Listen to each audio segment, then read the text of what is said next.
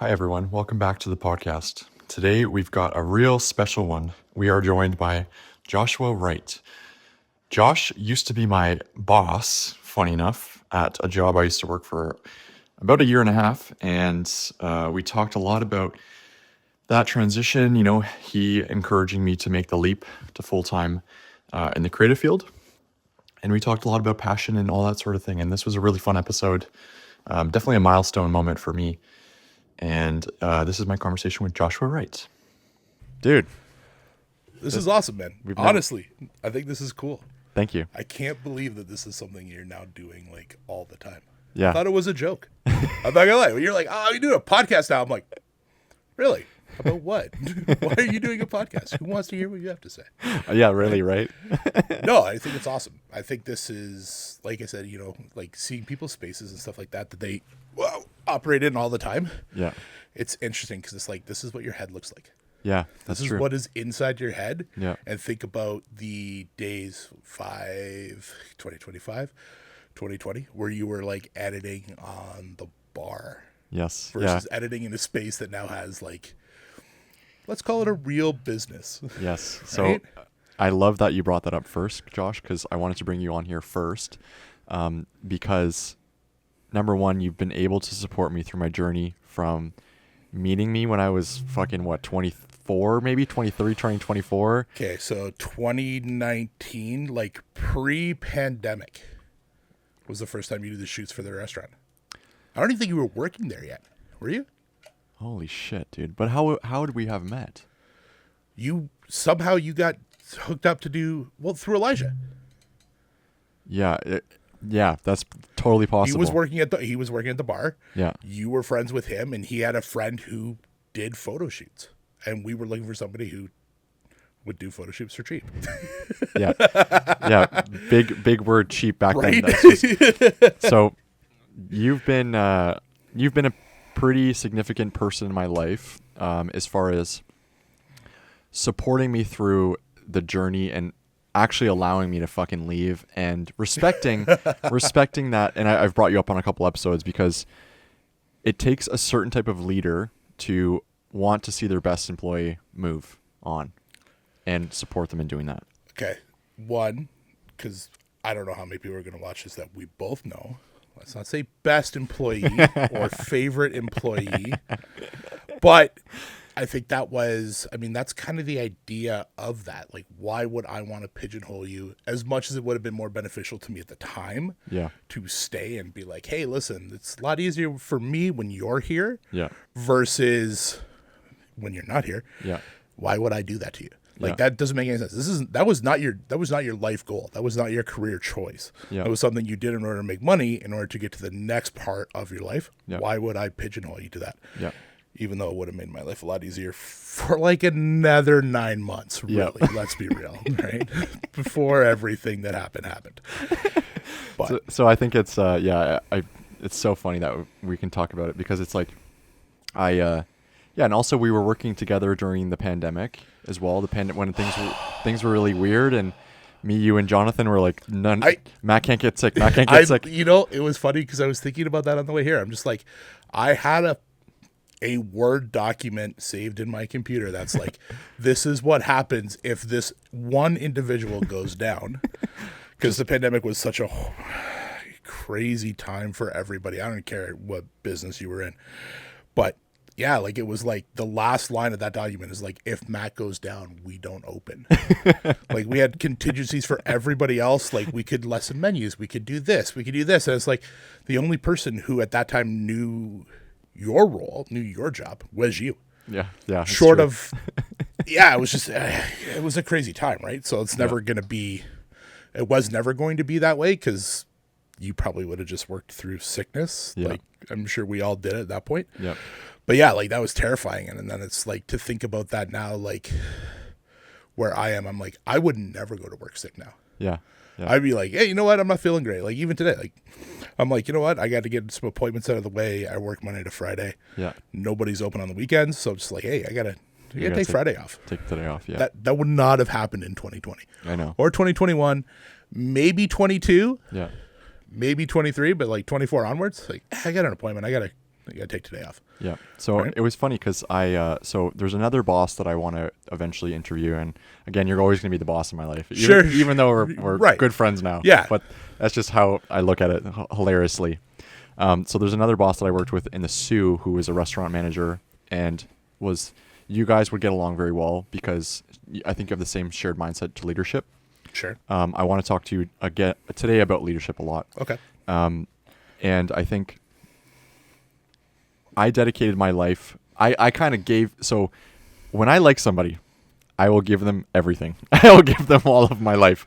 And I gave you all of my life for like a year and a half. And I remember being like, I was single. I was very much just doing my own thing. And I would every once in a while come up to you and be like, hey, I need a couple days off. And you're like, Matt, are you okay? And I'd be like, yeah, I'm fine. I just need to go do something else for a day. And then you're like, and then I remember like the relationship we would have because basically like, again, coming back to leadership, your leadership style is you push people in a way because you see them. Like you pushed me really hard, not like toxically, not, let's make it very clear, it wasn't toxic at all. There were a few times. Let's be real. There were a few times that my level of training, which came up in a very different timeline than 2020 onward. Yeah, where it was, you're going to do this because I'm going to tell you to do this. Yeah, like that's kitchen. That's like that's restaurant horrible time industry. Yes. But what I'm saying by that is like my schedule was pretty much like 6 on, 1 off, 6 on, 1 off. And I would do like crazy, like 15-day runs. But it was like fine because that was like, in my opinion, that was great for my work ethic. Like I needed to just be okay with putting a lot of hours in and being okay with like, looking back now, I'm really thankful I did that because like now for me to put 40 hours a week in the business is a joke. Yeah. Like it's a joke. Yeah, it's Wednesday afternoon. You're like, oh, I've accomplished what most people accomplish in a 40-hour work week. Yeah. It's Wednesday afternoon. So yeah, you can blow off a Friday afternoon because you have done everything you need to do already, right? Yeah. And I remember like our relationship got to a point where you would just come up to me like every once in a while. I'd come to you're coming to, like I'd go to the office and you'd be like, do you need time off? And I'm like, yeah. I'd be like, okay, take time off. Like you just knew, you could see my energies fluctuating and you just kind of knew where I was, which was amazing. I think that's something that, I mean, definitely I did not have that when I was younger. That's something I had to learn probably mostly when we started working together. Cool. Right? Like I didn't learn that from somebody. Like that was definitely something I picked up when we worked together. But having that and understanding that, like, why would you push people beyond their point of breaking? Yeah. Like, that's how I learned. Yeah. I got pushed beyond the point of breaking. Yeah. You know, love my parents to death just in case they ever watch this. But, I remember as a teenager, like going out and partying the night before and then getting that phone call like, hey, you're getting called into work. That's the work ethic my parents built into us. Yeah. Then it doesn't matter how you feel, how tired you are, what hurts. You show up. Yeah. Yeah. Right? I don't think that's right. I don't think that's correct at all because that pushes people past it and makes you to ignore so many things, whether it be mental, physical, emotional. There's no need for that. Yeah. At the end of the day, it's a job. Yeah. Right? Now what you're doing is different because you're doing it for yourself. Yeah. Right? But at the end of the day, it's a job. Yeah. Right? Your bills are still going to get paid. You might suffer a little bit by not picking up a Starbucks on the way into work, whatever the case may be, spending that $4 quote unquote treat. You're still gonna get the job done. Yeah. Right. Yeah. But I think for you learned how far you could go. Yeah. And if you didn't have that work ethic then, you wouldn't be where you are now. Exactly. Right? And that's why I say it's a positive thing because I think in restaurants, I do think it would be interesting if people worked in restaurants in general in their life. I have a mixed feeling about it now. Like I'm like, oh, I want everybody to work in a restaurant, but then I'm also like, oh, I don't really know because sometimes people, you see really, really talented people get sucked into the money of it and the toxicity of it, and then they become that person when they were not that person from the beginning, and that's very hard because you can't predict that. But I do think it builds crazy resilience. I think it builds resilient is the wrong word because you and I both know the whole word resilient is such a, I hate that word so much, and there's a long story behind that. But I think it just gives you the ability to push through what could be a normal person's like worst nightmare. Yeah. Yeah. Right? Like, let's look at those busy specific weekends, which we'll never use the real word ever again because we're never going to go through that. But like, they were horrible. Yeah, I know. Like, I no like sleep. I look back onto some of those days, and I took photos of the specific cash outs because I remember I remember the number, and like, holy fuck, dude! Like, I almost had a panic attack like twice, and I remember, like, wow, I really pushed myself hard, you know. But that's why I needed to leave. Like, I was just like, when you're 20, why would you not do that? I know. Like, why should you not do that now? Like, don't do that now. Like, you're gonna be what? When are you turning 30? 3 years from now. Anyways, sorry, I thought you were a little bit older than that now. Yeah, but like, push yourself in your 20s. Push yourself when your body's not going to reject it. When you're, you know, you're not missing out on, you know, kids' baseball games. Or, you know, little tiny things like, you know, I'll push myself in my 20s, man. I worked every Christmas for 9 years straight, 10 years straight. Yeah. You know, I didn't celebrate my own birthday for like 11 years because it falls between Christmas and New Year's. And that's when you make the most amount of money and when you can pick up all the hours on the planet. Yeah. So give the listeners some context of what your background is. Cause obviously I know everything about you, but like I just know everything about you. Sure. Okay. But so Josh, you've taken me back to the very beginning. I'm going to say raised in the hospitality industry. That's what my dad did my whole life. Still transitioned to a different part now for him, but that's what I was raised in. Like, I, you know, colored on the back of P&L sheets and schedules and order forms and stuff like that when I was a kid, you know, taken into restaurants because my mom needed me to be watched by my dad that night, so we closed the restaurant. So that's kind of where we were at. And then, you know, it was the advent of the Food Network when I was 12 years old. And I was like, that's what I want to do. And then my parents hated the idea and hoped for something better for me, but never said, don't do it. Yeah. Right. Yeah. And then it was, you know, I started the progression. It was, you know, chain restaurants. And then it was go to culinary school, try it for a year, see if I liked it, went back for a second year, pick up an apprenticeship, classical apprenticeship style, worked crazy hours for no pay. Like, minimum wage when I did start my apprenticeship, I think was $7.50. Wow. And then there was a thing called apprenticeship minimum wage, which was like 25 cents less than actual minimum wage. And then it was start at the bottom, like make tea sandwiches every day for a year before you can go back up and do something else, right? Yeah. And then it progressed, and then it was off and on with my mentor for 2003. I stopped working for him in 2014, so off and on for 11 years. And then it was, I got to get as far away from here as possible, and dipped out west, did the resorts things for a while, worked for the largest hotel chain in the world, traveled Canada, North America for them for 2 years, and then settled down in Guelph. Mm-hmm. And that was based on, I was getting married, and you can't be married and be gone 300 days a year and, you know, never know where you're sleeping 2 weeks from now. So, yeah. But that was, I didn't find my groove with it, honestly, probably until I was out west. Yeah. And that was, I mean, I was leading a team of executive sous chef for a large resort. It was a team of 75 people. It was the largest team I've ever been a part of. Yeah. That was cool, man. Mm-hmm. And, you know, made some great friends out of there. I mean, you know Aaron, right? So, and then, you know, when I started in Guelph, he was the first person I called. I'm like, hey, man, you got to come to Guelph. Yeah. Why? Because we're going to do things what we want to do. And that panned out well for us. And then, yeah, it took the transition time and, you know, actually stopped working for 6 months. It was just terrifying at the onset of it and really terrifying before I decided to start looking for a job again. Yeah. But basically my midlife crisis right at 40. You know, turned 40 in December, midlife crisis start of February. It was awesome. But yeah, it was probably the most terrifyingly scary, relaxing, and peaceful time in my life because I didn't have anybody waiting for me to make a decision.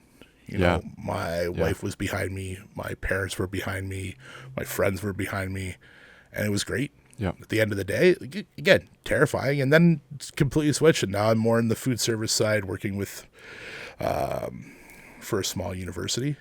So it's much different than what I'm used to, but I love it because it's Monday to Friday. Yeah. It's the occasional Saturday. Yeah. You know, I'm home most nights by 5 o'clock, and that was never the case back in the day. Yeah. And it was never the case to have every weekend off. So I got a message on my way in here today.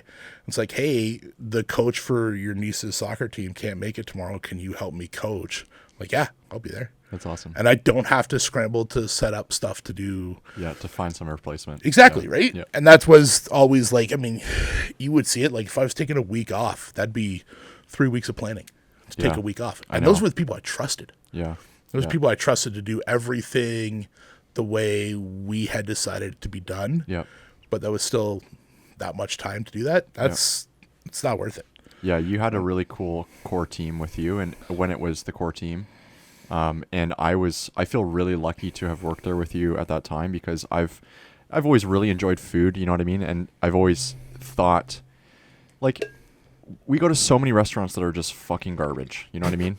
Like, to be completely blank, like, and I tell everybody the same thing that when I talk about you is like, you gave a shit, you did things a certain way, you cared about what you were putting on the plate and how the menu looked and what was going on, you cared about the team. And it's like, I still think me and you are going to start something one day. I just there's going to be a timing behind it.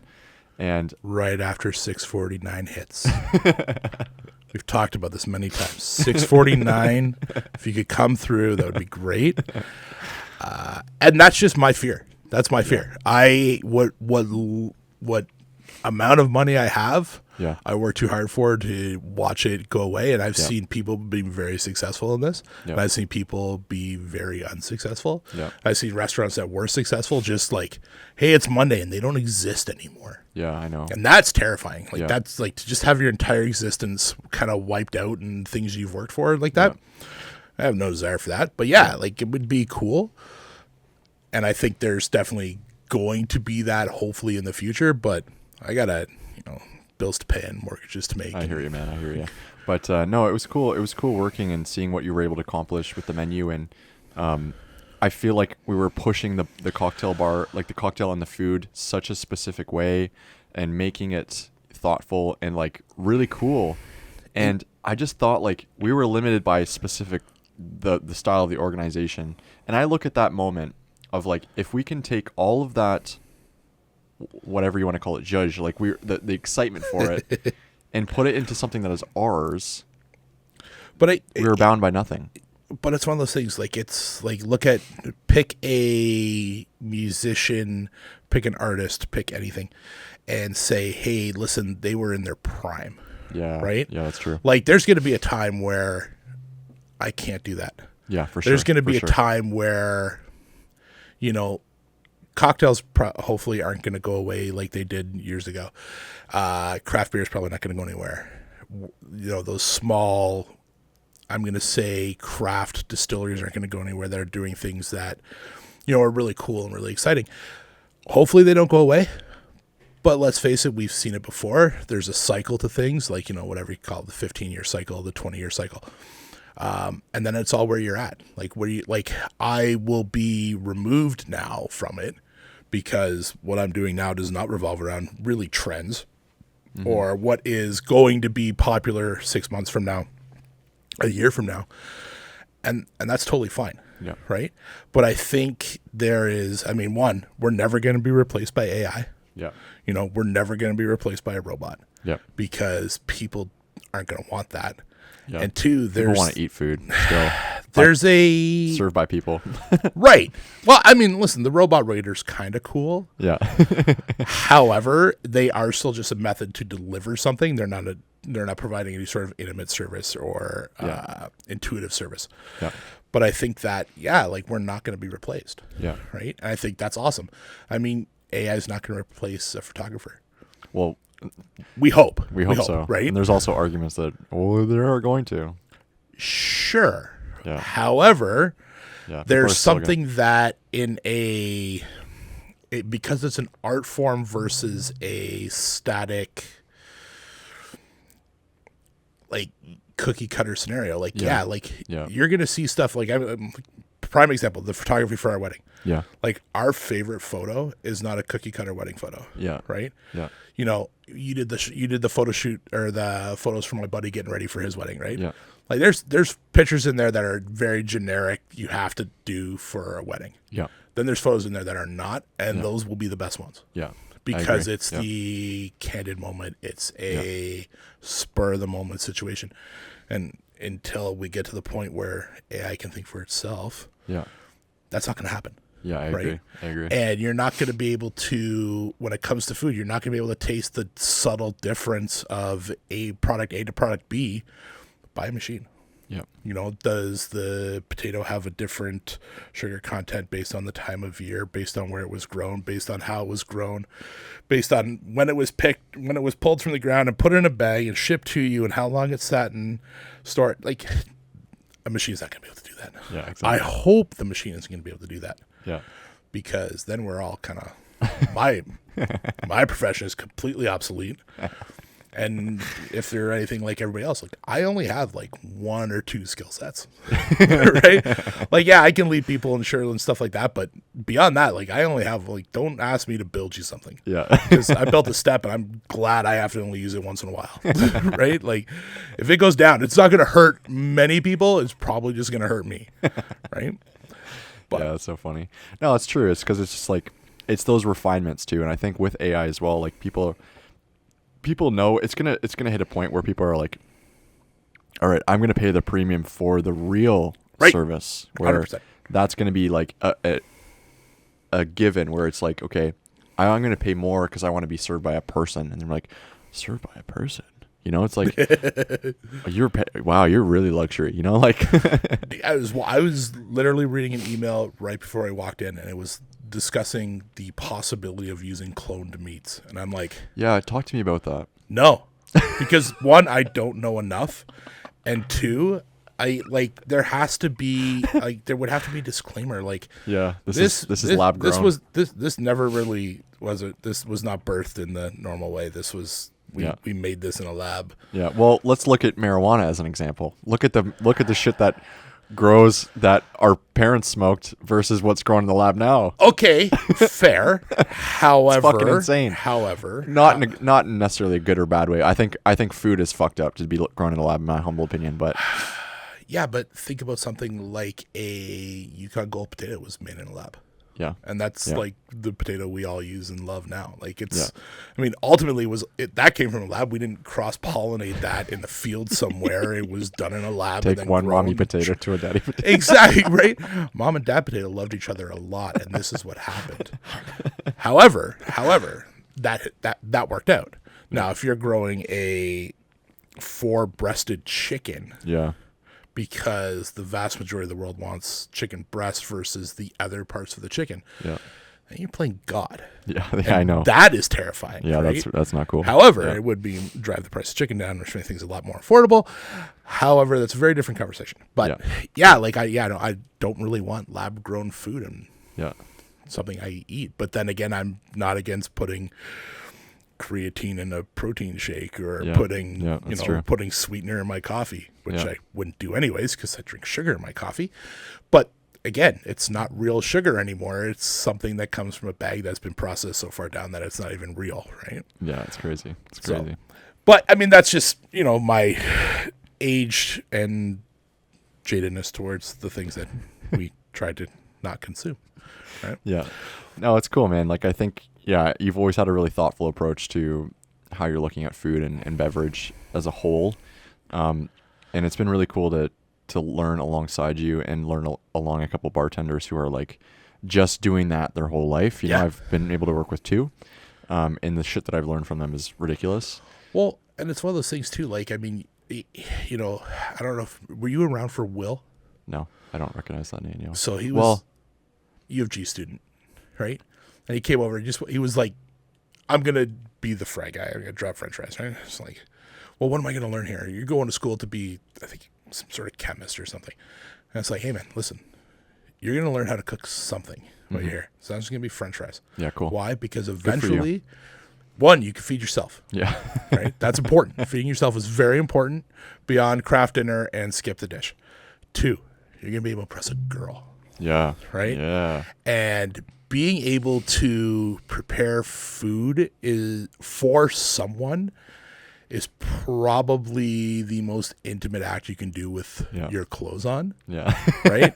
Like if you ask my wife, who you know very well, would probably tell you like a tenth of the reason she's with me is because I can cook. Yeah. The other tenth is because like very early in our relationship, she saw me butcher a whole pig. Wow. Like she's still, right? Like, it's like I only have a few moves, people. Like it's food and food, and my very demented sense of humor. But yeah, like you can learn that, right? Like I mean, you can go to. And that's what I feel like I texted you like a couple months ago. I was drunk. I was like, Josh, I can't keep not knowing how to cook. I need to pay you on an hourly basis to help me cook. Yeah, but there's no fun in that. But there was truth to that. There is truth to that. Because I'm like, I can't. I'm almost 30. I'm like barely know how. Like I cook the same fucking 3 things. That's it, dude. I cook the same 3 things. But like, you know how to cook everything. So no, that's my choice. That's the thing. Is that it's like when you think about it, when you've done something, when you've been around food your whole day. Yeah. You don't want to go home and think about it, right? Yeah. So it's like I think too. about dinner to the point where on Sunday afternoon, after I've gone we have gone grocery shopping, it's like we plan our meals for the whole week. Yeah, that's great. Now, we might throw in a curveball in there because my wife's running late or I'm running late or something has come up or we've got to go to Costco. Yeah. So it's just like, we're going to pick up burgers on the way home. That's fine. Yeah. But I think nothing about that. I get home, I pull stuff from the fridge, I cut whatever needs to be cut. Yeah. Goes into typically one pan in order to lessen the amount of dishes Kirsten has to do. Yeah. I may use a lot of pots and pans. Yeah, I've definitely seen you cook in the kitchen. Oh yeah. No, it's very terrifying, right? And that's why you pay dishwashers very well. But yeah, like it's that, and then it's a matter of like we get it on, and it sits there, and it does its thing. It simmers, it bakes, it does whatever. Yeah. My wife walks in the door. And I'm typically already eating before she comes downstairs after getting changed. Yeah. Because I've already been home for 2 hours. Yeah. I've already been spending an hour making food. Yeah. I'm hungry. Right? Yeah. Plus, I'm up at 5. She's up at 7. Yeah. So, like, I go to bed around 9. Yeah. Because I'm old. So, yeah, like, it's just that. Like, really, we don't put a lot of thought into it. And then it's a matter of, like, going somewhere and, if we're out for dinner or we're at a friend's house for dinner and they're like, oh, this is kind of, it's not really fancy. I'm like, man, but you made it. Yeah. Yeah. I don't want to make food every day. Like I will eat anybody's mom's home cooking. That's what I've always really loved about you, Josh. And I think this is one of the first things I said to you when we started actually formally working together, because there was a change in management and then you became my manager, also the kitchen manager. And one of the first things I feel like I said to you is, I really like working here because you have no ego. And oh no, I have a huge ego. But I just learned how to keep it in check. But you said back to me, you're like, there was never you're like, no, the egos died like 100,000 years ago. He's like, that's what you said to me in that moment. And I was like, oh, this guy's the best. And it's like, you're everything that a good chef is like non-pretentious as fuck. Cause it's like, exactly the person saying, oh, it's not fancy. It's like a pretentious chef would be like, well, what the fuck are we trying to do here? Yeah. And you're just like, I'm happy that you cooked and you made the effort. Right. Yeah, you tried 100%. So I would it's like, I don't think I could tell you of any of my colleagues or people I've worked with along the way or met along the way.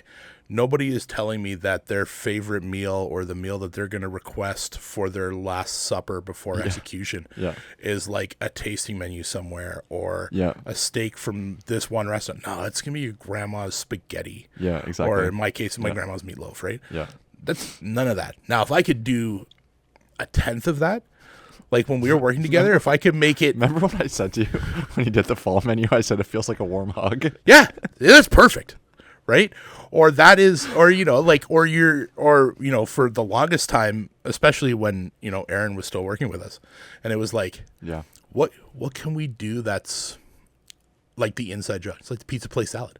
Yeah, it's an inside joke. Oh and then it'd God, be like when people would be like, well, why is it called this? And like you or someone would pull up the Family Guy video on their phone Or then somebody who was a little bit older, I'd be like, don't you remember the TV show Two Guys, a Girl, and a Pizza Place?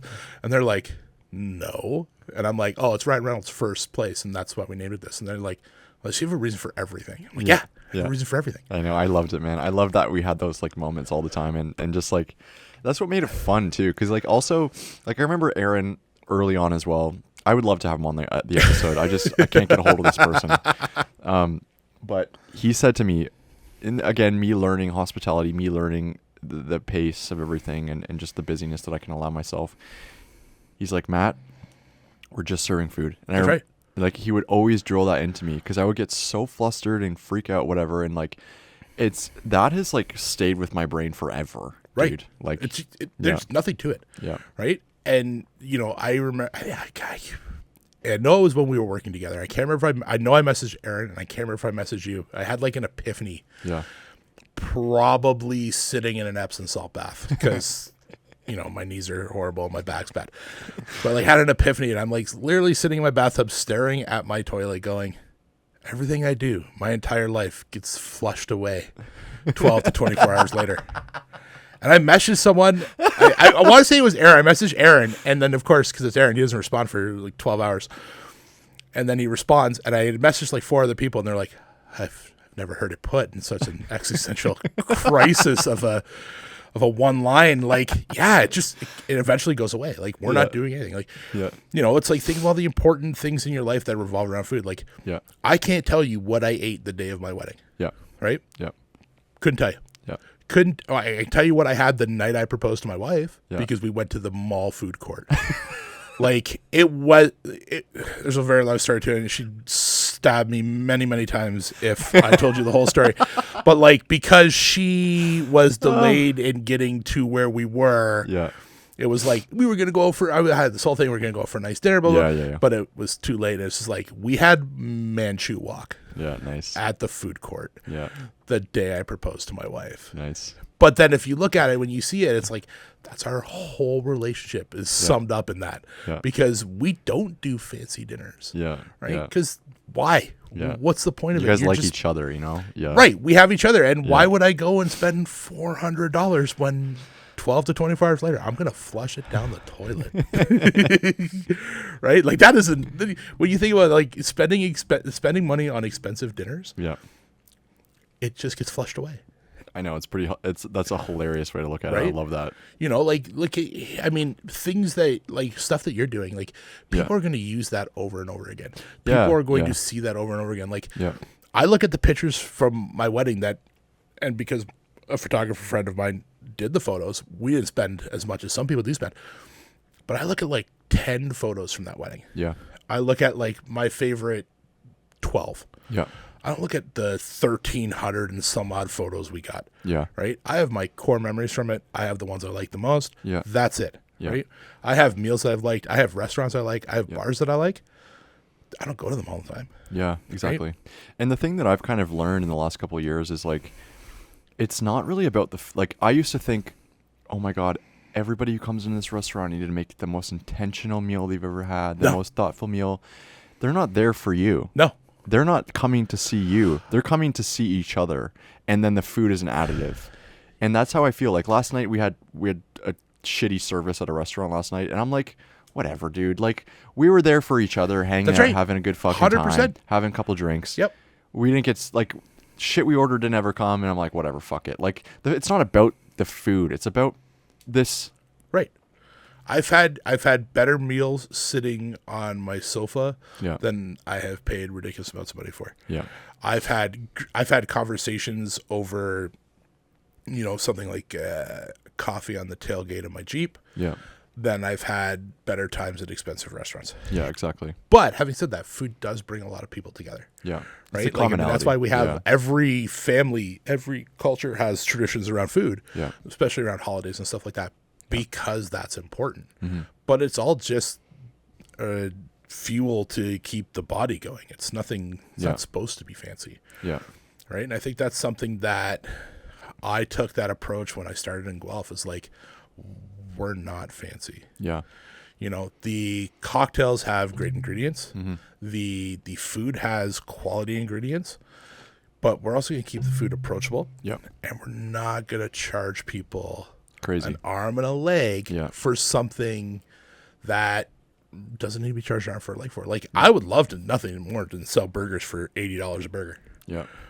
But it's still the same product. It might be more expensive to buy depending on, like, Wagyu beef, Kobe, whatever the case may be. It's still just a hamburger, man. Yeah, exactly. Yeah. You should never pay more than $20 for a hamburger. Yeah. And if you are, it better be really good, Yeah. or the scenery has to be really good. Yes. If I'm sitting in Piccadilly Circus in London, or if I'm staring at the Eiffel Tower, Yeah. then I'll pay a little bit more. When I worked at West in the Rockies, it's like it's mountain tax. Yeah. Why? Because when I'm charging you this amount for this, because when you look up out the window, there's a mountain there. Yeah. Or there's a grizzly bear that walks through the little center of the buildings. Like, when you can see a grizzly bear and eat your burger, you have to pay a little bit more for the burger. Yeah, exactly. Right? Yeah. So that's great. But that's the stuff that, like, again, it's all just stuff you consume Yeah. and eventually get rid of. Yeah. So it's fine, right? But I thought of a question on the way here, and this is something because we talked about food, we talked about cocktails, but about leadership and mindset and stuff like that. Mm-hmm. So you worked for me, let's call it 3 years. Yeah. Okay, not 4 with, because I don't like the word 4. You worked with me for 3 years. Yeah. Right? So what was the best part about working for me? Yeah. And what was the worst part about working for me? So the best part was the empowerment that you gave me. Like, for example, I'm not going to name her name, but, well, I'm not going to name who it is, but I would ask for specific things, and I would always get told no, point blank. And that was that. That was the end of the conversation. Okay. And when I would ask you for certain things, like time off, for example, because I wanted to go see a concert or whatever it may be, or I want to go camp, and you're like, Matt, we can do it, but you have to understand the sacrifice behind it. So there's a guy I follow on Instagram who's Tim Gisano. We've interviewed him a couple times before, but he always says, appreciate the effort behind the ask. Sure. And I think you have done a really great job at teaching me, slowly guiding me to not being so arrogant and being like, Matt, do you understand what it will take for this to happen? And it would help me get to that conclusion. Okay, maybe I can be a little bit more reasonable with what I'm trying to ask for you. And also too, just like the fact that you just let me, like, the trust we had for each other at that time was beautiful. Like, you trusted me 100% with the entire operation, and let me do what I wanted to do with the cocktails, which was super fucking cool. And I was able to create cool cocktails and stuff I'm really proud of still. Even though we weren't allowed to use certain names. Yeah.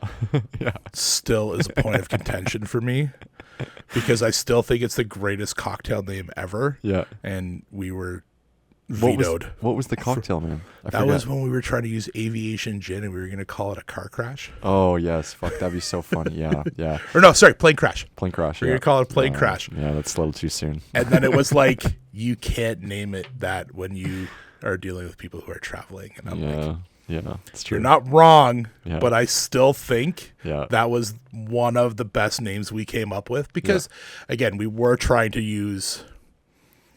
make things memorable by, like, a name or a ingredient or something. I still have some of the reviews. So I got crazy reviews when I was there, like 3 really insane reviews when I was there, and I still have them on my phone. And it still is like, just brightens my day, like reading those sometimes. And, but, yeah, like, again, coming back to that, like, you gave me freedom and flexibility, which was, and you believed in me, like, at a core as a person, and we were friends. And, like, I just think, I was talking about this on the last episode, is when I was trying to find a job at a studio to come out of school and practice what I knew, I was never even given an interview. I was never even given the opportunity to show how I could potentially grow into something. And you always just fucking let me, because you knew, like, you're going to fuck your own shit up or you're going to figure it out and it's going to be awesome. Well, and too, it wasn't our money. Yeah. Yeah. It's right? True. Yeah. Like, but I mean, you were cognizant of it. Yeah. And aware of it, and respected it, that we were given a luxury of somebody paying for essentially what got thrown out. Yeah. Right? Yeah. Yeah, and I don't think there was a specific worst thing either, Josh. I think, like, you're organized in different ways is all I'll say. Like, you're really like amazing with writing it down, getting the tasks done. But then I feel like I feel like I told you shit forever and it would just take fucking forever to get done. And I'm like, why the fuck are we like the t-shirt thing, dude? Like I was like, let me design t-shirts, and then nobody would let me do that. So it was funny because I was wearing, don't ask me why I get dressed at 5:15 in the morning, but I literally threw on the V-neck t-shirt. And I'm like, this was a horrible decision. Why would I have thought V-necks were cool? That's what I was trying to say. And that everybody would want to wear V-necks. Yeah. And then I'm like, I was trying horrible. to do like a cool uniform just because I wanted to look more sexy at the bar, you know what I mean? Sure. Yeah. Sex sells. But no, that was overall my experience. And I just think like, I remember so many funny stories, dude. Like a keg blew up. You literally just got the keg delivered. Full keg on the ground, like completely empty. Gone. And I text Josh. Josh just left. Yep. He's okay, Matt, have a good day. Have a good shift. If you need anything, let me know. And I texted you, said, if this needs to come out of my paycheck, I'm so sorry. I am so deeply sorry, Josh. I'm telling you this first. I'm so sorry. A keg is now on the floor. And you're like, okay, it's fine. And I was like, wait, what? Well, one, I was probably past the halfway point. So like, had I been like 10 minutes closer, it would have been like turn around and see what the situation was. But at that point, like I was going home, right? Yep. Unless it was on fire. And I used to say that to people all the time, more so the guys in the kitchen, be like, hey guys, like if it burns down, remember where the marshmallows are, right? Because there's nothing I can do. Don't call me. Like get out of the building. Mm-hmm. Don't even worry about anything. Just get out of the building, right? Because it's again, it's insured. Like we're fine, right? Okay. No, I was thinking about that on the way in because I'm like, if we're going to talk about leadership and that kind of stuff, like you saw me when I was still trying to figure it out. And don't get me wrong, I'm still trying to figure it out. And it should be something you don't ever like. The toxic thing is when you think you have it figured out and you don't. That's when you write books. And you just start fucking, this is how it's done. Yeah. It's like, no, it's the adaption. Well, exactly. I used to say that to you guys. You say to the guys in the kitchen all the time. Like, I'm going to show you how I think it should be done, but you guys are going to do this 30, 40, 50, 60, 70 times a day. If you guys can cut out a step, or if you guys can, modify 2 steps into 1 step, you guys do that. Yep. I'm not doing it 20 times a day. Yeah, exactly. I'm just going to show you the initial step, right? Yeah, 100%. Because that, to me, shows that the person you are employing, the person you're working with, has their own brain. Yeah. And I think because, I came up in an environment where like the chef told you this is how you do it, that's just how you do it. Yeah. And then like, even when I was 21, 22 years old, like, I could think of a better way to do this, but the chef told me this way and I'm terrified of him. Yeah. Why? I'm just never going to say anything. But then like, I remember sitting there the first time, I think it was just probably 2021. I think it was the last one I worked the menu with Aaron. Yeah. And it's like we put the flipboard up in the kitchen. It's like, hey man, you guys are gonna do this anyway. So like, why don't you guys tell me what you want to do for a menu? Yeah. Yeah. Why? Because one, I think I had just taken over work in the front of house. With you guys, and it was like I got other things going on too that like are kind of like a little bit more important than like what appetizer we have. I'm gonna get final say because at the end of the day, it's my ass on the line. Yeah. If it doesn't work or if it's a complete bomb or it doesn't taste good. But at the same time too, you guys are doing it every day. So like, okay, here you go. Have that, right? Yeah, exactly. And I think that's where we got some of like, especially with the pizzas when we were doing it. Yeah. And we got some of the best pizzas that way. Yeah. And then, it's just a pizza. Yeah. But we had some really, really good pizzas. Dude, I still, this is the power of food. I still remember Chris made a specific gravy for poutine that we did. I still remember what that tastes like. Like, yeah. And I remember, I don't know whose recipe it was, but I remember he made a batch of that specific style. And he's like, you guys, like the staff, he's like, you fuckers ate this in like 3 days. Yeah, the entire, Gone. entirety. Yep. And I was like, I just remember like that still like was yesterday for me. Yeah. No, 100%. I can still tell you the first time I had, like, I don't know, probably like the first time I had sea bass. Yeah, right? cool. And I remember it was the chef was doing the tasting for the menu, and it's like I grew up eating fish and chips, or like shrimp or something. Like never had sea bass before. So I put it in my mouth, and he's like, "You gotta taste it." I'm like, "I don't like fish." He's like, "If you want to cook it, you gotta taste it." Taste it. It's like, yeah, I can still think back to that, right? Now I won't eat sea bass now because I typically try to eat fish when I'm close to the ocean. That's my rule too. However, I can still tell you what that tastes like, right? Or the first time I did, it was my turn to put something like a feature on the menu or something like that. And like someone said, "Oh, that meal was awesome." Like I can still remember that feeling. The first time. Well, exactly, right? It's like, say, the same time you get, a 5-star Yelp review. Or, someone writes something, like you said, you got the reviews saved from, how many years ago now? Right? It's not even something you're doing anymore, and you still have those reviews saved, right? It's funny. I remember I served this one woman who came in by herself. I still remember this like it was yesterday. And she ordered a couple cocktails from the new menu. One of them was the Earl Grey Boston Tea Party thing I made, which was like, I wanted to do something that was whiskey in it, but for drinkers who didn't really want to drink, like wanted to drink whiskey, doesn't usually drink it, doesn't really have a taste for it yet. So I made her that, which is Earl Grey simple syrup, Ezra Brooks, and I think a little bit of... You were using really bad whiskey, eh? Well, buddy, I just used what you gave me. And so I think before tariffs we had American. I was using I think it was Earl Grey simple syrup that I made. Ezra Brooks, and then I think it was like a little bit of vermouth, something like that, in a martini glass done with a cherry. And she really loved it. And then she also had the Careful Todd It's Hot, which was like an orange simple syrup, rum, a cinnamon infused rum that I made. And then a little bit of chocolate sauce. Like, I think chocolate. That stayed on for a while, didn't it? Like we think that stayed on to almost like the middle of summer for some unknown reason.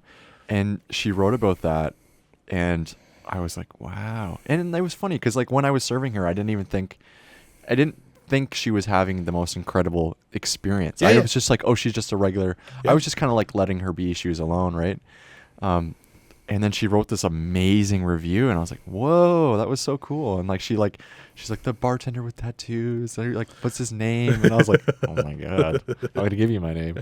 But that was really cool, man. And the other one that stuck out to me was when me and you were serving this group of 3 women on the patio who came in for their high school reunion or something. One of them had girls' an allergy. weekend or something. And then you were just helping them find something that would make sense, and wrote a super cool. They're like, I wanted to sit down and hang out with Josh and Matt, and I think that was so like cool. It was like I was literally on my way out the door and like had a conversation with him in like shorts and a t-shirt for 30 minutes. I think I was just like, hey Josh, she just has a question. Like, do you want to chime in? It wasn't even like a spur moment. AI is not going to replace that. Exactly. Right. Yeah. And a server who doesn't care isn't going to ask that question. They're going to know the answer because they've been taught the answer, and that's it. Right. And I think that's the difference between a server and a good server, a great server. And that's something that you either have that or you don't. I agree. You can teach that to people because you've taught it to people. I've seen you teach it to people. But at the end of the day, they really didn't care. I know, it was really frustrating. That was a big learning moment for me as my early in my, I guess, career journey, meaning like me understanding how to lead people. Like, I would teach them. This would frustrate the fucking shit out of me. I had such a process for how I would open the bar because I was like, this is done off of every day for fucking 3 years doing this. And I think this is the most efficient way to do it. And also the way to keep everything organized. Sure. So I would lead them through step by step everything I would do from the beginning to the like opening and a closing. And every fucking week, the same shit would be missed. And I was just like, and it used to drive me crazy. But then I was like, you know what? Whatever. Right. Because you have to remember, it's your way. Right. Yeah. It's not the way. Yeah. It's your way. Yeah. And that's where, the my way or the highway thing. Man, it doesn't matter. I know. And that's that's the drinks are still good. Yeah. The bar's still clean at the end of the night most days. Right. But try to set the next person up for success. Yeah. Do the right thing. Yeah. But how you get there, that shouldn't be like if you were writing out a process Yeah. and it takes you an hour to write out the process and there's 50 steps. I know. Yeah. You've just wasted your hour. Yeah. Dumb it down to 10 steps. I know. Right? Yeah. But yeah, I remember the one lady. Do you remember the chicken and biscuits? The menu item you made. Aaron. Yeah, Aaron. Aaron's chicken and biscuits. Yeah, what was that other one? It was a skin-on chicken thigh in mashed potatoes with carrots. That was another one, I think. Was that the? I can't remember, man. They I all know blurred. so many fucking menus, right? But the Like, what? The chicken and biscuits. I remember the lady sitting there one night and she stopped me. And she's like, "Can you just tell me how you make the gravy?" And I'm like, sitting there going, and I'm looking, and I think Aaron was making pizzas, and he kind of overheard it, and he's looking at me. He's like, "It's like 6 days to make the gravy." yeah. So I'll tell you what, we're just gonna give her some, and then he's looking at me. He's like, Wait, I think I remember that. Yeah. he's like, we have it written down. I think it was like 8.5 by 11, like a page and a half front and back how to do it. And he's just like, just email her the recipe. But here, give her some to take home. Yeah. Right? Because she's not going to make it. Yeah. Like, she liked it tonight, but she's not going to go home and make it and spend the time. Yeah. When I learned Give how her some. demi-glaze was made for the first time, I was like, why are we doing this? This is insane. No, you have to do it. I know. That's the thing. Yeah. Right? Yeah. But at the same time, too, like, you could buy it Yeah. Yeah. or... Yeah. But then you don't but give people the respect for it. Yeah, and the gravy thing too, like the Right. the poutine gravy. Like everybody uses the same fucking bag of beef, whatever stock gravy mix. I think, And don't get me wrong, we used it too. yeah, it's also It great. was an addition. It was an addition to the gravy we made. But Yeah, it was also great. sure, But I think Chris went down this huge rabbit hole trying to make Yeah. the best poutine gravy, and that's what I loved about that restaurant is like everybody just like, let's not call it autism, but like special interest. Like sure, yeah. everybody had the opportunity to lean into their special Right. interest as Yeah. hard as they wanted to, Right. which was so cool. I like Like when Christine made me, oh my God, when she made me desserts that I could take to a party because I was trying to maybe see a Sure. woman Yeah, that yeah. night. And I was like, hey, can you make this dessert? And then it was like the most insanely, but like- then it would be like again, like I remember when we started doing the shrubs, yeah. and yeah, it's like yeah. cool. That was someone's 8-hour day, and oh by the way, we need more for tomorrow.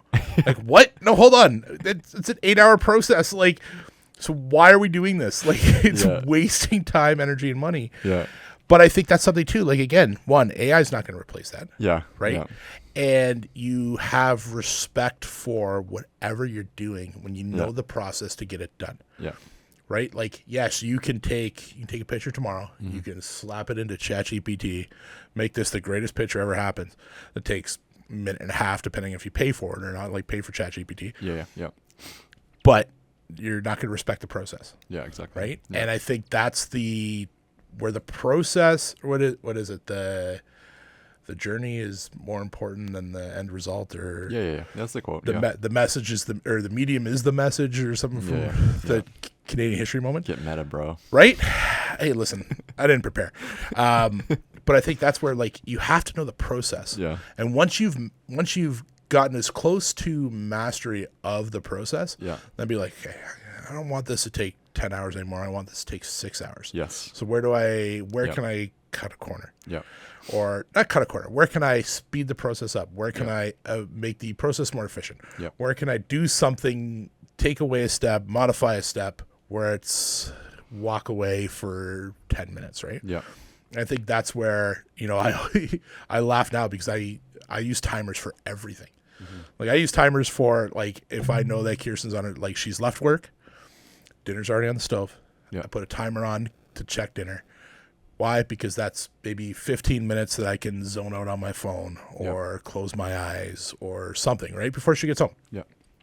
But I use them for everything now. Yeah. That's great. Where before it would used to be like, before I quit smoking, it was like, hey, I'm going to get this process started. I'm going to run outside for a cigarette. Yeah. 10 Now it's just like, you know what? That's your Man, I have timer. so much more time in my day, right? I used to think about like, well, one, way healthier. Two, I have way more time in my day. Like 8 hours now, like flies by because it's not like, oh, well, I'm going to do this. I'm going to get this started. I'm going to run this out. I'm going to do this. Then I can go have a cigarette. Yeah. Then I'm going to come back in and then something's going to be burning or something's going to happen in the 10 minutes I was outside. No, there's none of that anymore. Yeah, but then I have to remind myself like, hey, maybe you should step outside for a minute. Yeah. Right? Yeah. Get some fresh air. Yeah. Get a little bit of sunlight. There's a lot of, there's a podcast I listen to and Christina Pazsitzky and Tom Segura. Yeah. She talks about like the joys of smoking. Like she talks 100%. about like, she's like, you get fresh air, you get to hang, you have some free flowing conversation, just riffing bullshit. And it's like, that's the healthy part of it, and it's how do you impact, like, how do you have that in your everyday life? Because dude, I'm the same fucking way. Sometimes I get in the office and I just sit here all day until the end of the day, 100%, and I realize I haven't even moved, I haven't eaten, I haven't even talked to anybody, and I'm like, what the fuck? I get home and I'm like, I'm not a person that no, that's just it. And that's what I think, like, I mean, okay, sure, you're going outside for some fresh air and be able to take that deep breath, but it's also really bad for you and causes how many other health diseases. But now it's more like I've got to go outside because I just need 5 minutes to sit in the sun and hear the breeze or hear a bird chirp for a minute versus the constant noise of chaos, right? Like when you can walk through, I remember when specifically on those weekends that were very long and troublesome for both of us, like when I'd walk in the morning, and I'd always be there like 5:45, 6 o'clock, and like everything was still quiet. Nobody was up yet. I was like, and then you'd walk out at noon and be like, oh my God, there's so much noise. I know. And like you can't even hear yourself think in any way, shape, or form. Yeah. But then when you'd like the next day, there'd still be that quiet in the morning. Yeah. Yeah. And it's like that's what going for a cigarette was. Yeah. I just need 5 minutes. Yeah. But now, because I've given up smoking, it's like, I really got to take 5 minutes. That's good that you have that thought still, because a lot of people just replace it with some other bullshit. You know what I mean? Well, yeah. Yeah. But again, it's just, you have to replace it with something. Yeah, I'm saying like a lot of people will replace it with some toxic bullshit and like stuff that just doesn't work, But with coffee. Yeah, that's all right. That's all right. One stimulant for another. Right. Okay, I'll ask you. What was the best part and the worst part of working with me? You can be honest. So the worst part, let's go with the bad first. The worst part was knowing you weren't going to be there long. Yeah. Yeah. Right? Like, I don't know how many times you came to me and said, hey, listen, I'm going to go do this or I've got this opportunity and I'm going to, and then it would be like, oh, by the way, that opportunity fell through. And I'm just like, I know you're going to leave. Right. Yeah. And listen, I knew I was going to leave too. Yeah. The way I left was not the way I would have wanted to. Yeah. However, it was definitely time. Yeah. Right. Yeah. But knowing that you were going to leave and how selfishly it was going to make my life more difficult. Yeah. Right? I mean, I think about it in my life too. Like if my editors or my guys told us, like was constantly the yin and yang, I'd be like, man, but it wasn't that it was constant. It was just like, it was always at an inopportune time. Yeah. Like, it's like, hey, we're coming into Christmas party season. By the way, like, I'm really thinking that I'm going to go and travel Europe for like 3 months. And I'm going to leave like the middle of October. Matt, can you just leave in January? Yeah. That'd be great for everybody, right? Yeah. Knowing that, right? Because one, which I think is totally phenomenal that you did eventually leave, because I think that was awesome for everybody involved. Yeah. What does that mean? It was time for you to go, dude. You got really comfortable. All right. You were doing things that like other people definitely would have been let go for, or at least reprimanded. No, I think it was the perfect time for you to go because you'd done your time. You needed to go and stretch the sea legs, kind of get that out there, right? Yeah. The best part was honestly the ability to just walk away. Yeah. At 5, 6, 7, 8 o'clock at night. Yeah. And know that if you were there, there was, I'm going to say, an adult in the room. Thank you. Because there was a lot of times where there wasn't. Yeah. Regardless of the age of those people, who I still have the utmost respect for and love them all to death. But yeah, like I could walk away from it and be like, hey, listen. And then if it was really important, I get a text message, Yeah. right? Or if it was like really, really important, I give a phone call, Yeah. right? But beyond that, you had enough wherewithal in your job to circumnavigate issues, circumnavigate problems that arose, Yeah. and make the best decision at the time. Yeah. Right. And I remember sitting there years ago, I had two people vying for one position. Ironically enough, they were best friends. Yeah.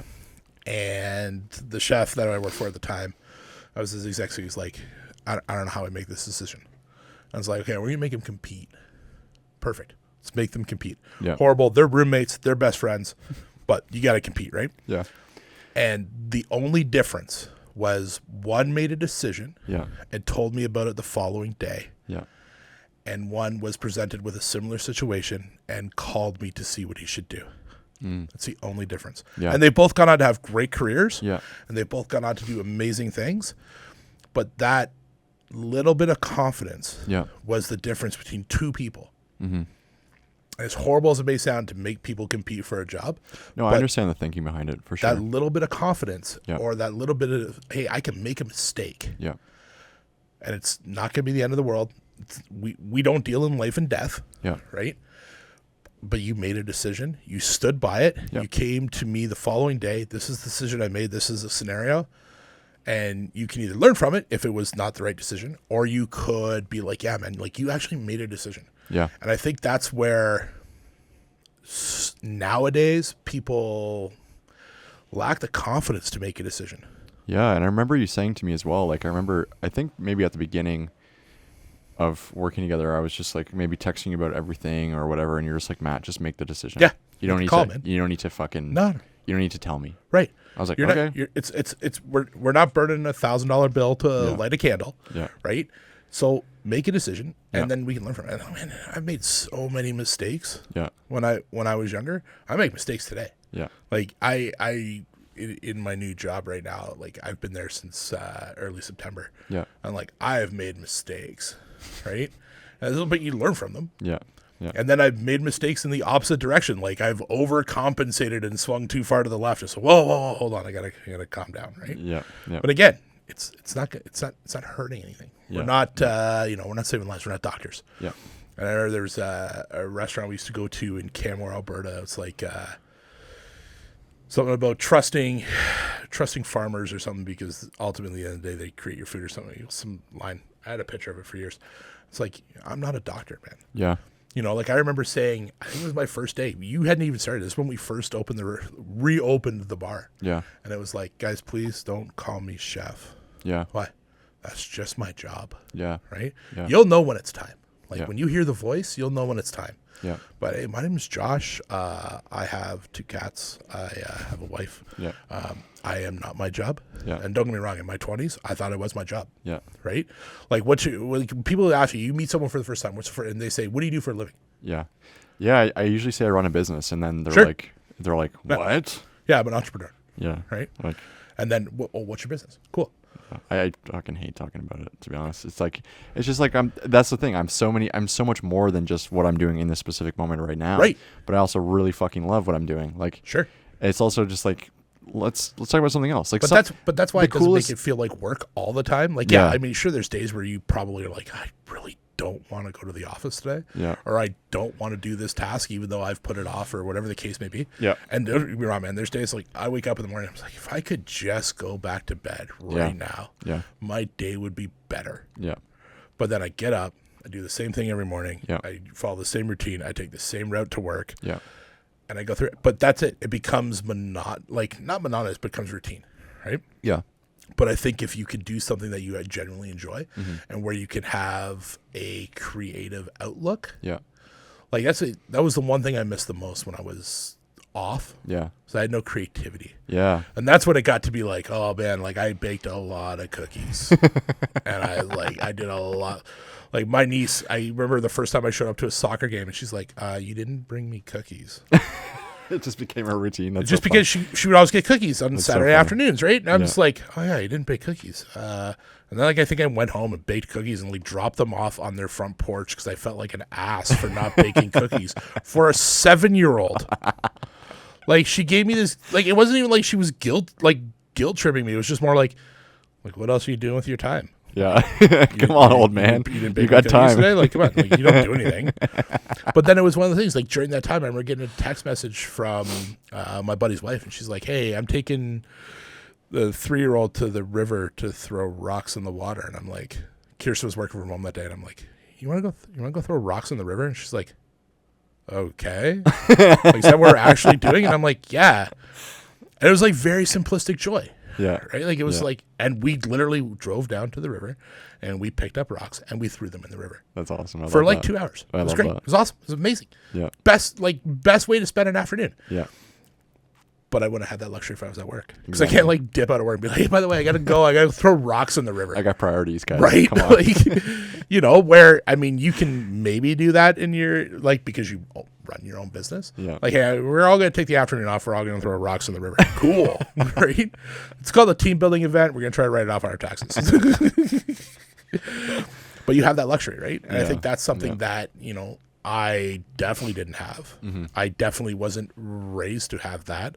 I see someone like my dad now finally taking time Yeah. for himself, Yeah. finally taking time to kind of enjoy life more. He's 64 years old. Yeah. Like now he's at that point. Like there was like we did family vacations and stuff like that, but it was when it fit into dad's schedule, not we're just dropping a hat to go away, right? Yeah. But I think that's something as a society we've definitely learned because we're not obsessed with, we don't need a not everybody needs a promotion. Not everybody needs a job title or what's the American Psycho, like, look at my business card. Look how cool my business card is. Yeah. I remember the first time I got a business card, I'm like, this is awesome. I have a business card. Yeah. And then like in progressive roles, like you'd see, like I have saved one from every job, right? Yeah. And then like I didn't get a business card at a job, and I'm like, what do I give to people when I like ask for my phone number? Like I have to physically give them my phone number or write it down for them. Like I used to have business cards, and then like I jokingly made business cards one day, which was like That's so funny. just as a joke, like had my cell phone number and my name, nothing else, and then like a weird picture on the front, like just like I was 10 again making business cards because I'm just like I need business cards. Right? That's so funny, man. But then it's like, again, why do I need that? Right? Like I remember listening to a buddy once. He's like, "Man, I can't wait to have Jay-Z money." Yeah. What do you want Jay-Z money for, right? Yeah. And that's ironic because I mean we've stayed friends and we've been in touch. Now he's just like he has no desire to have Jay-Z money. Yeah. Yeah. Because he's learned 10 years down the line, like Yeah. It's funny how your priorities change. right, Yeah, and more you money, just- more problems. But Yeah. You just learn over time. Like, I actually didn't really want that. no, Yeah.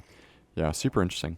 yeah, where people turn around and say like money can't buy you happiness. You're right. Money doesn't buy happiness. Yeah. Like I'm very happy in my life right now. I've been the happiest I've been in a long time, but I've also been happy being like dirt poor, like Yeah. Yeah. overdraft to pay the rent, Yeah. right? And I've still been happy. Yeah. But it's like the only thing that money buys you is time. Yeah. Exactly. Time to do different stuff, time to do stuff that brings you happiness, brings you joy. And, I know that when you finally did leave after probably like 5 or 6, like, hey, I'm leaving in 3 weeks. I'm leaving in a month. And you dipped out New Year's Eve, right? It was your last shift. Was New Year's Eve your last shift? December 30th. Was it? Yeah, because I told you I didn't want to work on New Year's Eve. I said I'm not working on New Year's Eve. That's sad. I probably should have made you work New Year's Eve. When you finally did leave, and then I think you were like a month into your travels, you like sent me a voice text, and like you sounded different. Wow. And you'd only been gone a month, I don't remember that. right? Yeah. And I think you FaceTimed me from Thailand or Yeah, I was in Bali at that time. Bali. Yeah. Anyways, we're not going to talk about what was the topic of that conversation, but I think it was just like your don't voice remember was any- I don't your remember voice anything was from that. different, right? Yeah. And yeah, like when you don't have a care, Yeah. and not that you don't care. 'Cause, Yeah. I mean, you do care about the success of your business. You do care about the success of the people that work with you and for you and stuff like that, and how you drive everything. but you still have that sound in your voice, like when we occasionally talk on the phone versus via text. Like you still have that. Then there's times where it's like, are you stressed? Yeah. Are you stressed out right now? Yeah. It's yeah, I appreciate that, Josh. Thank you. I think that's something that's funny about my personality is when I'm going through it, you can see it. Yeah. Like I remember when Don't play poker. Like you should never play poker, man. dude, it's so brutal. I remember I tried to play with my friends one time and it was just I was just like, oh my God, this is so awful at this. Yeah. These are my friends. Yeah. Like Oh yeah. No, I can sit in a room and I've done this to you, and I'm gonna apologize now, but I have bold-faced lied to you. Yeah. 100%. Like Matt, listen, that is completely 100% impossible. I can't make that happen for you. Dead to your face, and you just like look at me and you'd be like, okay. I was like, I could totally make that happen. It'd take an extra 5 minutes worth out of my day. But I don't want to take 5 minutes of my day to allow you to go see someone in concert. Yeah, today's not your day. Yeah. Like ask again tomorrow, maybe, right? Yeah. But I think that, I think one of the things is that you've got to let people do it. Yeah. Like, what's the point? Yeah. What's the point of me saying, no, don't go do that? You're going to have an experience, right? Yeah. And, you can sit here and you can make money. Yep. Right? But you don't get buried with your money. Yeah. Right? And I think it was funny. I remember having a conversation with my grandfather while I wasn't working. And my grandfather, for as long as I can remember, work hard, save money, do that. Like it was that 1950s and 60s, like 401k in the U.S., RRSPs, etc. And we were sitting in a mall. My grandmother, my wife, I think my mom was with us, all shopping for something. And me and my grandfather just sitting in the mall. He's like, "I'm really happy you're taking this time off." He's like, "You should really do this." And I'm like, so, like, what happened? Like, you told me my whole life, like, work hard, save money, get another job to make more money. And now it's like, I really think this is good for you. Yeah. I'm like, what's happened? And the perspective is, one, he's older. Yeah. Two, he had recently had a cancer diagnosis, whatever. And he's still with us. So phenomenal. But it's like, I think, like, when you get that moment, and if you can have that moment or someone teach you that now I wish someone told me that at 20. Yeah. Right? Or 25 or 30 or 35. I learned that at 40. Yeah. I'm halfway through my life expectancy, and it's like, you know what? You should really take time for yourself. Yeah. I know, it's crazy, right? Horrible. Worst thing ever. Yeah, it's funny. I was at this screening like a couple of weekends ago with a film that we did in the 48-hour film challenge. Okay. And this guy is from Japan, super drunk. He was the musician for one of the short films. Okay. He did all the music. Super drunk. He's like, sorry, I'm so drunk. I'm like, bro, enjoy your life. That's what I said to him. I said, enjoy your life. And he's like, oh. Yeah, try not to cause harm to yourself. Don't harm others. Don't harm children. You're celebrating. We just had a screening. Your film did great. You played music in the film. It's cool to see it on screen. Sure. I was like, enjoy your life, man. Right? I was like, I'm not. Nobody's here to. So I've definitely get behind the wheel of a car. That's why we have Uber. Yep. Hey, go for it, man. That's why I learned from our mentor in our first year is he really lives. Like, he really loves, let's push the business hard, and when I'm off type of thing. That's his kind of mentality. And he asked us very, very, like, a lot in our first year is, like, what do you actually want from the business? Do you want a job, or do you want something that you can live your life? Yeah. And I've kind of thought about that moment ever since. It's profound, because it's like, do you want your business to serve you, or do you want you to just make a more complicated, harder job for yourself? 100%. Yep. So I've thought that, like, that's why I've spent all day today podcasting. So it's like, that's why the beauty is, this is my Friday, so it's like, maybe I've done no work today because I've just been in conversations. But yeah, but I think for tomorrow. But think about, sure, you can work Saturdays. Yeah. I don't know why, but you could.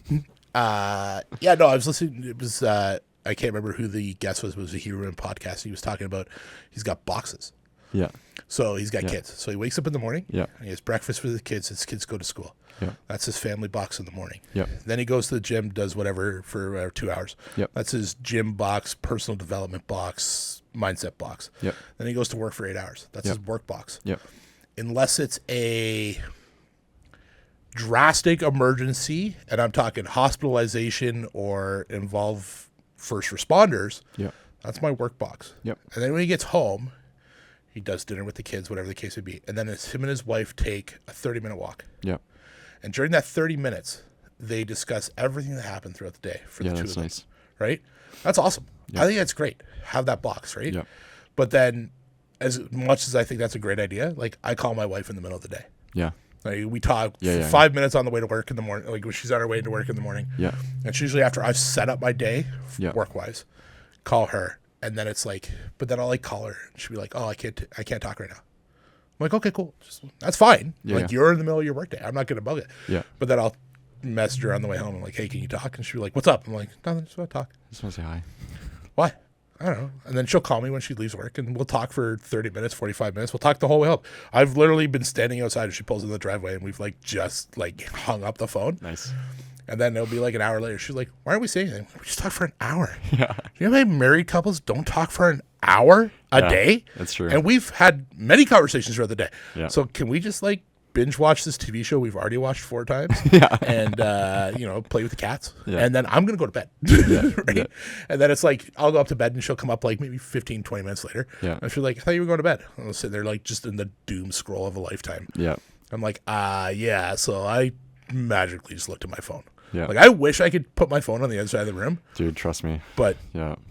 but I am trying to get mindful of that, and I think it's something like to step away. Like I now like put the phone on the kitchen counter. Yeah. Yeah. Versus like, back in the day when I would get those late night text messages from Matt Davidge, Josh, the keg exploded.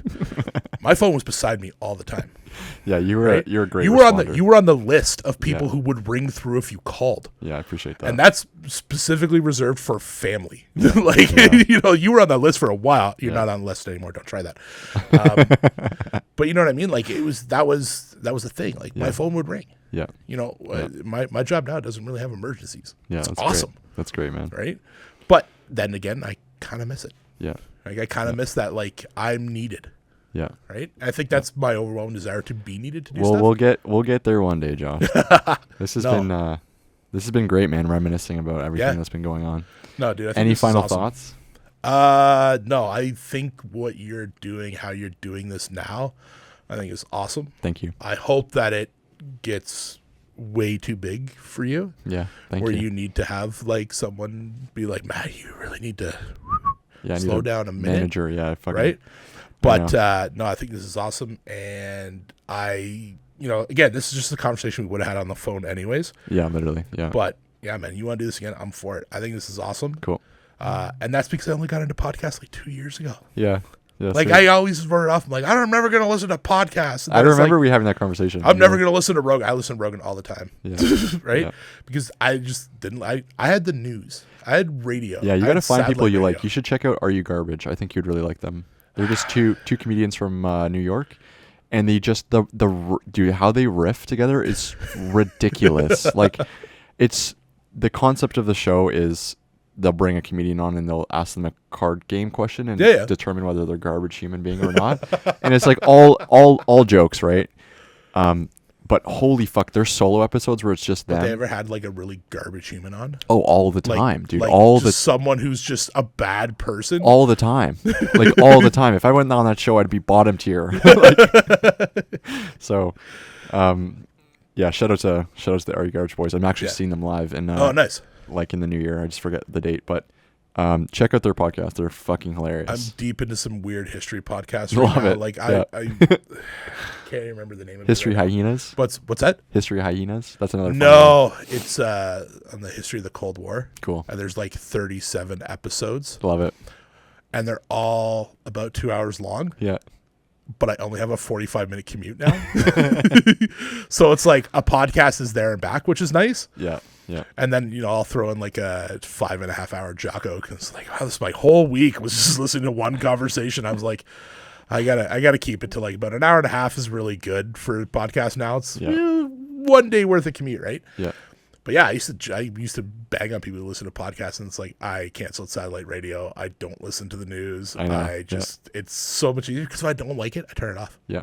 I find something else. Yeah. Until all the podcasters I listen to really are out of the U.S. Yeah. And then it'll be like Memorial Day weekend and nobody reports, like nobody has a podcast for like a week. Yeah. And I'm like, now have to go back into the back catalog and like I'm currently the one that's on the way here. Yeah. No, it's all of Neil deGrasse Tyson's podcast on my God, Rogan. so funny. But I started from like I have them in sequential order because there hasn't been the new release for the Cold War one. I was like, wow, it's like 11 and a half hours of podcasting. Podcast about space. Oh, it's not even that. It's just, I was saying this to my buddy last night. He's so interesting. If Neil deGrasse Tyson were to tell me that the asteroid was going to destroy the Earth, I would just accept it. Yeah, same. His voice soothes me for some reason. Yeah. And I'm okay with him giving me all the bad news. Yeah. Right? Yeah, exactly. But yeah, man, we should do this again. I think this is awesome. And I think we should, I don't know, just doesn't have to be. I think this is the conversation. Like I said, we would have had this conversation anyways. Yeah, You just pressed record. I hope you pressed record. I did press record. Yeah, it's rolling. It's rolling. There you go. Yeah. All right, dude. Yeah. Well, thank you so much, again, Josh. man. Really appreciate it. All Cheers, right, guys. bud. We'll see you on the next one.